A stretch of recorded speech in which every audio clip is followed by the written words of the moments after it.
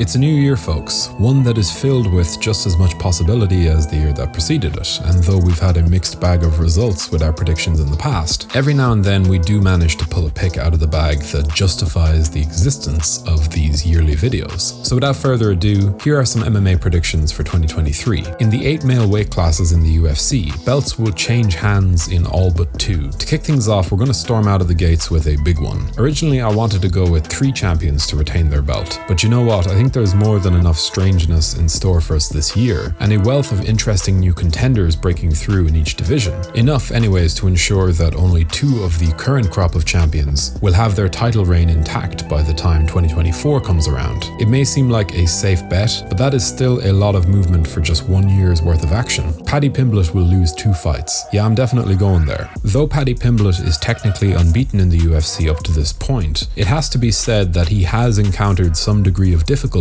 in most of his fights so far. Now, he could turn around with 3 or even 4 outings next year. He's an active fighter, so these losses I'm predicting don't necessarily need to be consecutive, but I do think that Paddy is going to lose twice in 2023, and for a bonus point, I think he's very clearly headed for a loss by way of TKO or KO in his next fight, to be exact. The steps he has been given up in competition have indeed been slow, but I do think that there's more than enough unheralded talent in that 155-pound division to give Paddy some real trouble this year. Max Holloway is going to get finished for the first time. Despite going 0-3 against the great featherweight king Alexander Volkanovski, Max Holloway has still never been knocked down in his UFC career. That's a record made possible by his insane, uncoachable toughness, and he has maintained that run in the face of some of the greatest power punchers the 145-pound division has ever known. But every chin does eventually meet its maker, and after noticing to at least some degree that there is decline setting in his most recent fights, I'm going to go out on a limb and say that while it pains me to predict it, I think that Holloway gets knocked down and finished in 2023. I do hope I'm wrong on that though, truly. Arman Tsarukyan and Mateusz Gamrot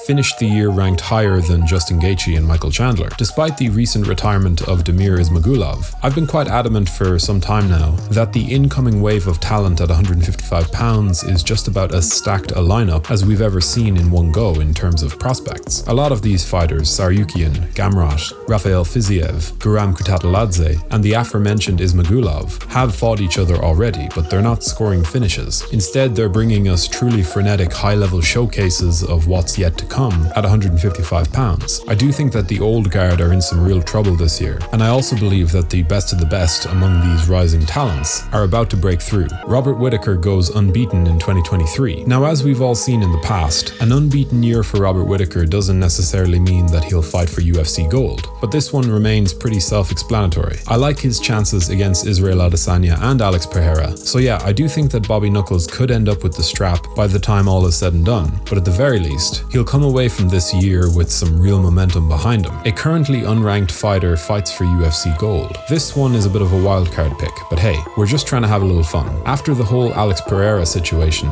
maybe 2023 serves up another similarly rapid rise to the very pinnacle of the sport. Off the top of my head, I don't know who the most likely candidate would be, but if 2024 comes around and some totally unheralded talent has faced off and maybe even gotten the better of a champion, I'll be here to say I told you so. Conor McGregor fights twice, goes an even 1-1, and breaks 1.8 million pay-per-view buys. I couldn't just make a simple Conor McGregor prediction now, could I? I do think that Conor is going to return, which in itself might be a stretch for some people, but I actually will go one further and say that he fights twice, winning one and losing the other. Take your own pick on the ordering of that. And also, to top it off, one of these shows, at least, will hit 1.8 million pay-per-view buys, which could be a huge number, especially when he's not opposite someone like Khabib Nurmagomedov or Dustin Poirier. On a quick side note, if you're enjoying this content, be sure to subscribe to the channel now so you can stay up to date with all of our weekly uploads. Khamzat Chimaev does not fight for welterweight gold, but does debut at middleweight. I think the build-up and aftermath of Leon Edwards vs Kamaru Usman 3 could take up a large chunk of 2023, and through no failing of his own inside the octagon,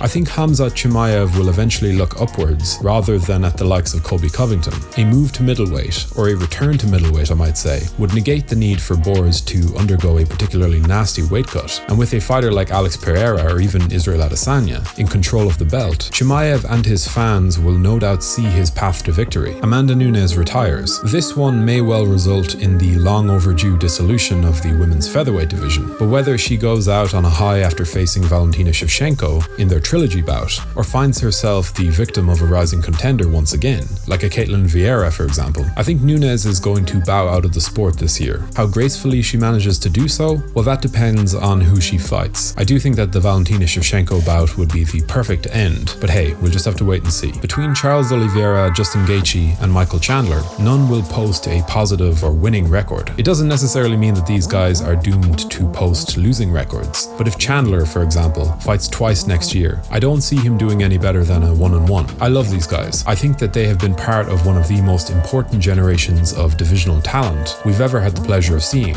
An era at lightweight that will be remembered in years to come as fondly as the 205-pound division from back in the day. But the talent on the rise is just way too good, and I think these guys will have miles on their tanks that will become far more noticeable from this point onwards. Jon Jones will compete and win, but suffer his first recorded knockdown this year. I may be in the minority when I say this, but I think Jon Jones is going to have a very, very high level of success at heavyweight. Sure, the ring rust and overall suitability to the division and his newly muscular frame might be a challenge, but I always have some level of faith in the true greats of this sport. I always have faith in their ability to be great. That's why I picked Georges St-Pierre to win middleweight gold, and it's probably why I have moderately high hopes for Conor McGregor still, even after all of this. But for Jon Jones, I have seen this man touch greatness too many times in the past to rule him out. But I also do see him touching the canvas for the very first time this year, even in victory. Justin Gaethje doesn't win a performance or fight of the night bonus. Oh, this one was just designed to be sad. I love Justin Gaethje. I don't need to say it every time I mention his name, but I will. However, for this pick, I think he fails to bring home a single performance bonus in 2023. And if you know anything about this man's short but stunning run in the UFC, you'll know that over the years he has had a magnetic attraction to those $50,000 checks. Again, I hope I'm wrong here, I really do. Zhang Weili finishes every opponent she fights. You guys all probably know that I'm a huge Rose Namajunas fan, even if I will admit that she has been acting quite strange of late. But in the face of the ever-improving physical specimen that is Zhang Weili, I don't know, it's going to be very, very tough. Pug Rose has had one of the weirdest career trajectories I've ever seen, with everything from supremely good moments to truly terrible ones littered throughout. I do think that Zhang Weili is proving herself to be long-term championship material, and among this 115-pound crop,